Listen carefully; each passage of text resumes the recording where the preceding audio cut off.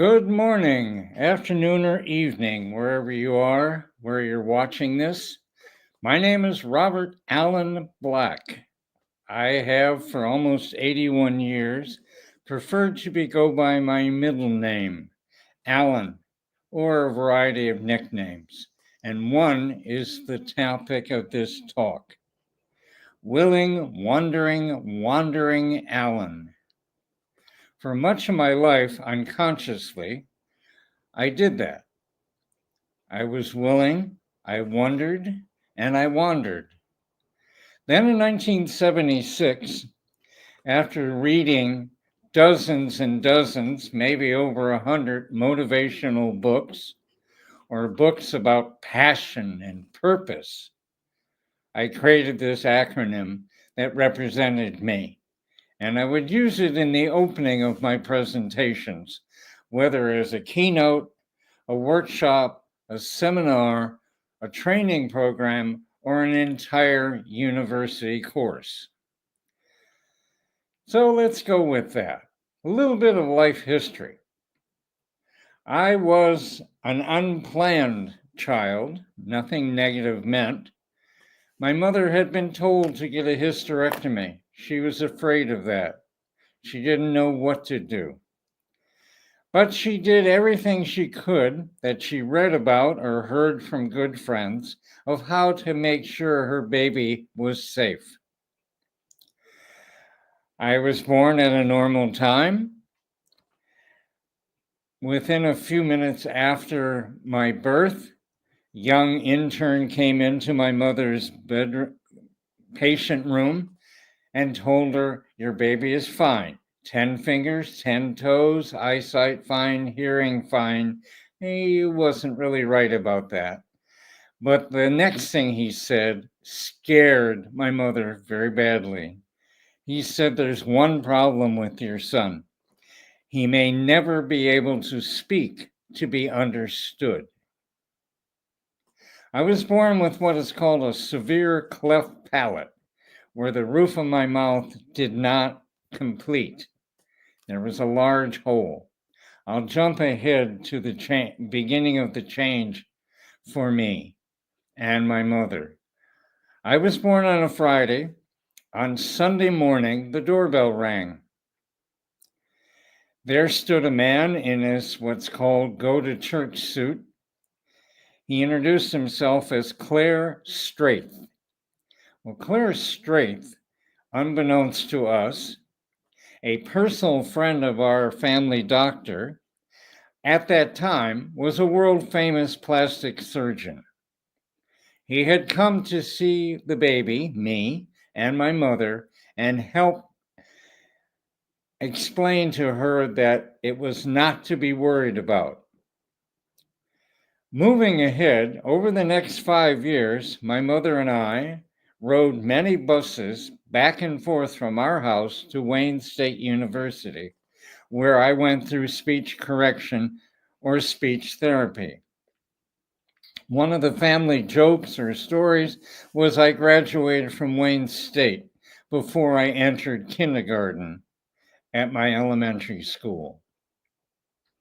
My life was different than most children. One, I had the hair lip and the issue with the cleft. And almost weekly, there was a speech therapist came to our school, and I was one of 6 to 8 children that she worked with for an hour or two. That lasted until my sophomore year in high school when I said, "Enough. I've had enough of this." I empathize with those other students who had various speech therapy problems, but I had had enough. I could speak. Moving ahead in my area of education, representing my wandering, I originally just wanted to be an artist or a cartoonist, but I never thought my parents would accept that. So when I was getting ready for going to college, I applied for entering architectural programs because I had developed an interest perhaps call it a love or a passion, for modern architecture. I applied to University of Michigan. They turned me down. I rode what is called a Greyhound bus from Detroit, where we lived, to Ann Arbor to challenge that decision. I made my presentation. The counselor went, "That all makes sense. I have another solution for you. I want you to reapply, but apply for liberal arts. And then after you finish your freshman year, transfer to architectural school." Actually, nowadays, I recommend that to parents and students as a valid way of doing it. But at the age of 17, I went no. I had enough of 4 years in high school that I didn't really enjoy. I'm not going to spend another year at the University of Michigan to get my architectural degree. So I declined. I reapplied to Lawrence Institute of Technology, the engineering school that my father had graduated from in 1941, and was accepted. I completed that degree in 4 years. During the summer of my junior to senior years, I took classes at Wayne State in order to make up for classes that I had not done well in during my previous 3 years. Why do I mention that? Well, here I was, didn't get to the high school I wanted to, that's another story, was turned down by the university I thought I wanted to go to, but then decided to go to another school and end up living at home for the 4 years.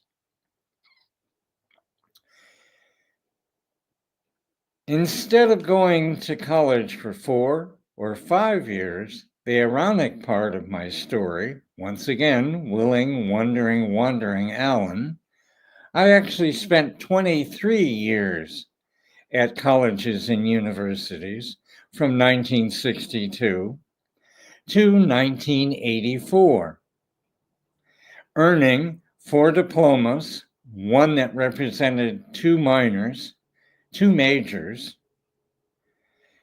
and I have my diplomas hanging up in a tiny little office in my home. Only once did I have them hanging in my actual architectural office in Delray Beach. Passions. My passions have changed throughout my life. One was just having fun, playing with friends, whether it was baseball, football, hockey. I never really competed on an actual team except for softball. I played different positions, outfield, second base, tried the shortstop. That didn't work. That didn't seem to be my skill set. But then I volunteered to pitch. And I ended up pitching for 7 or 8 years as a young boy. Moving on as an adult, I did play softball for a few years also in Florida and also pitched. But this was slow pitch, not rapid or fast pitch. Passions. Cartooning or drawing was always a passion of mine since I could hold up a pencil or a pen or a crayon. What I did on Sundays, usually from what I can remember, was I would trace the characters in the comic strips that I liked. By the time I entered kindergarten, I could draw. I had basically taught myself to draw. I could trace, I could copy and redraw at various sizes. In fact, I remember a few times on the beach once my small first family moved to Florida.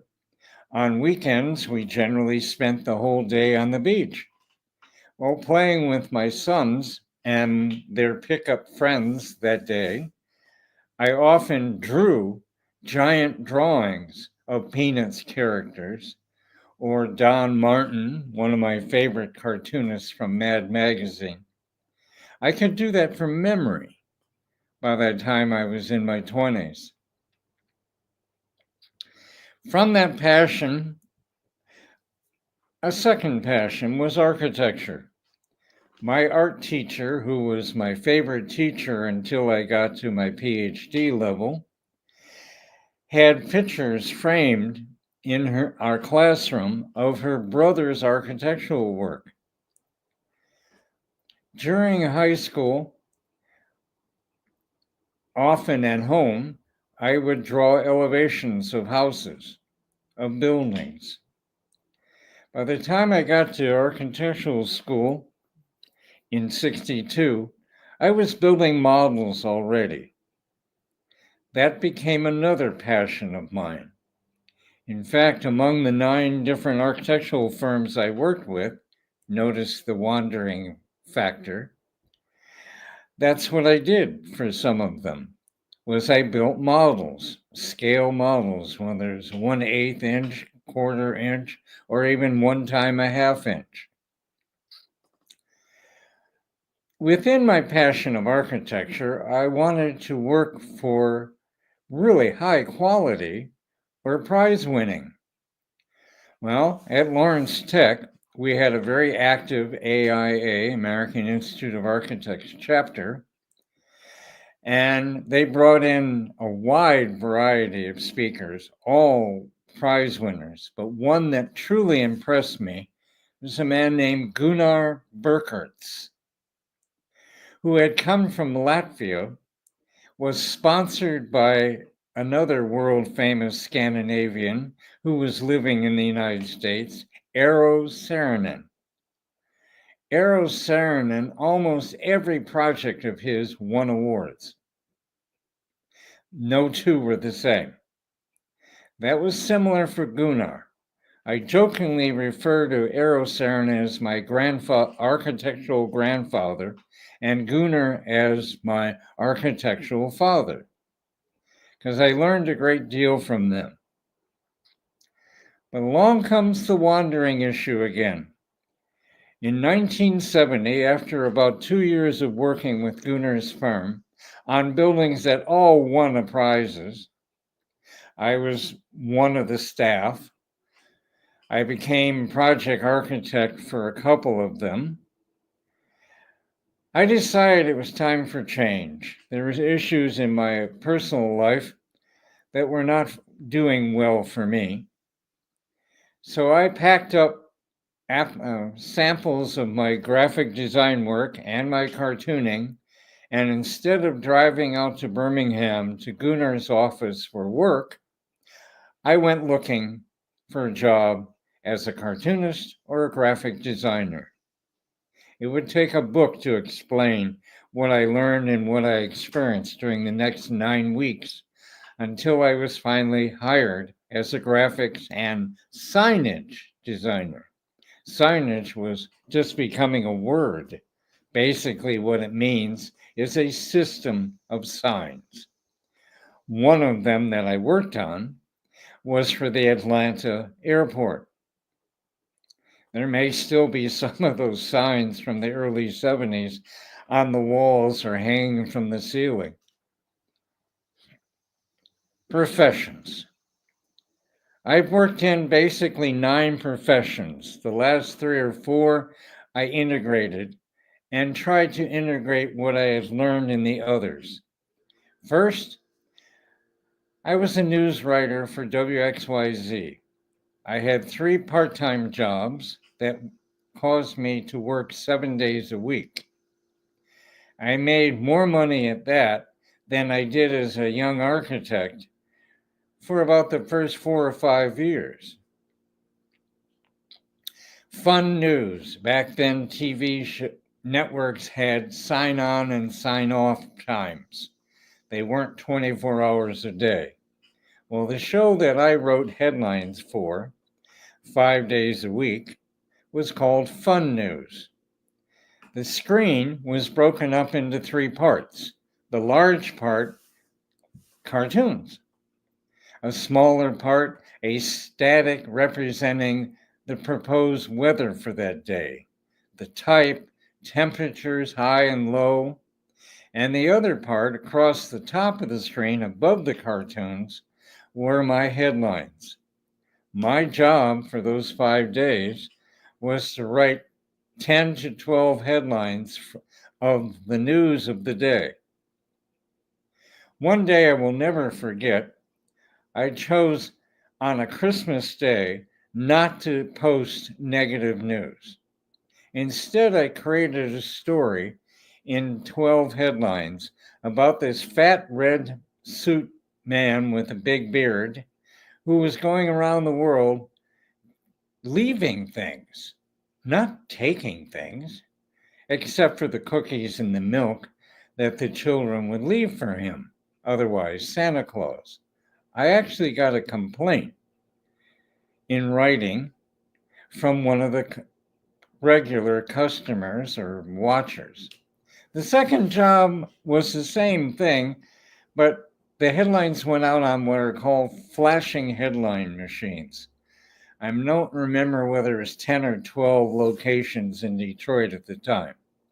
The third job, which was for most of the time, was all 8 hours on Saturday, 8 hours on Sunday, and I was what's called a desk editor. My job was to find news and write some for the 6 o'clock and 11 o'clock news people. Well, I actually never met any of them, and I believe only one of them ever really used my writing.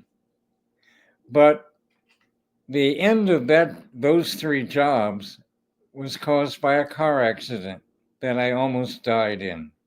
My car was totally destroyed, flipped up, flipped over, and it was two police officers from Southfield, Michigan, who saw my accident happen, who saved my life, taking me out of the crushed car with the jaws of life, and then taking me to the closest hospital, where I woke up later that afternoon, basically knowing nothing, surrounded by my parents, my girlfriend,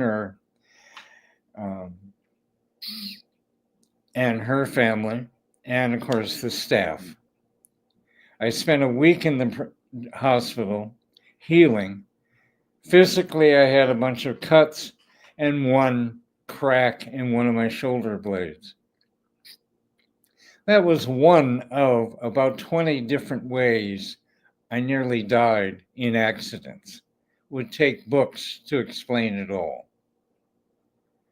Back to the education, I left one thing out, was I worked on 9 degrees, finished 4 officially, technically 5, doing it so I could move from one profession to another, from news writing to young architect to graphic designer to interior designer to speaker, trainer, workshop leader, college professor.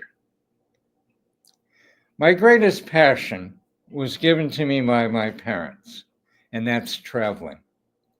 From 1948 until 1962, I traveled with my parents to 48 states, the mainland states of the US, much of eastern Canada, and one time into northern Mexico, south of San Antonio.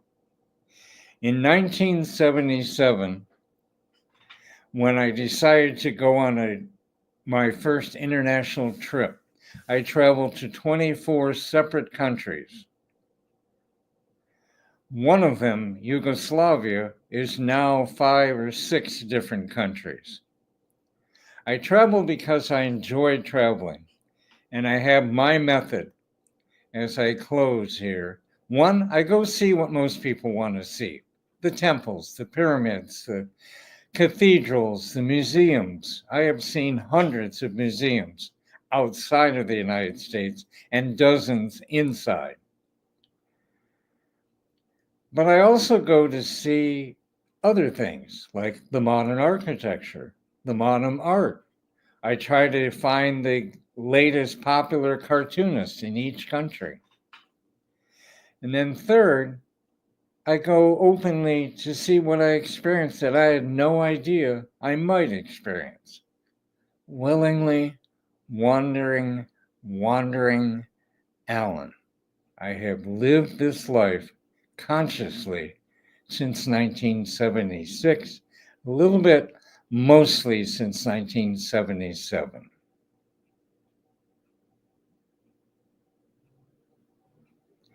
Apparently,